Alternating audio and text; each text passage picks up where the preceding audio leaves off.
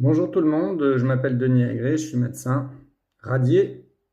Raison de ma radiation que j'aurais outrepassé ma liberté d'expression en utilisant les termes homicide et criminel pendant l'histoire de la vaccination de masse Covid.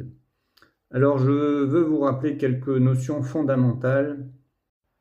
Tout d'abord, il est absolument indispensable que vous lisiez ou que vous compreniez ce que c'est que les techniques de manipulation que l'État utilise avec les médias pour faire peur à la population et amener les gens à acheter, à consommer, voire à se faire vacciner.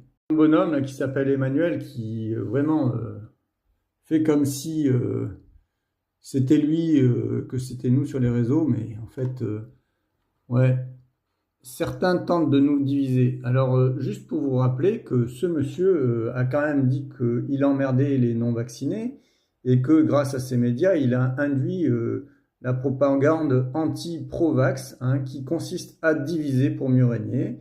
Et ce monsieur manipule les masses, hein. Ce qui est important, c'est que vous puissiez vous faire vous ayez accès à l'information et que vous puissiez vous faire votre avis.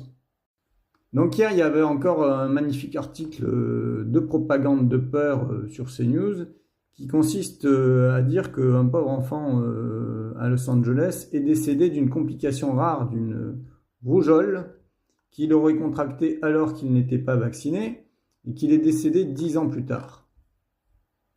Titre, ce trouble cérébral mortel peut se développer 10 ans après avoir contracté la rougeole. Donc on nous dit que cet enfant aurait eu une panencéphalite sclérosante subaiguë, hein. On ne nous dit pas si cet enfant a eu des vaccins après, hein.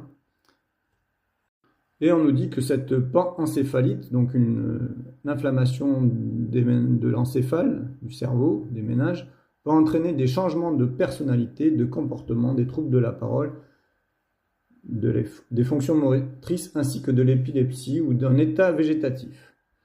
Pour revenir là-dessus, il est vraiment important que vous rappeliez que les vaccins, ça peut causer des vascularites et aussi des méningites et aussi des troubles vasculaires cérébrales qui peuvent donner de l'épilepsie par exemple et aussi des paralysies à vie.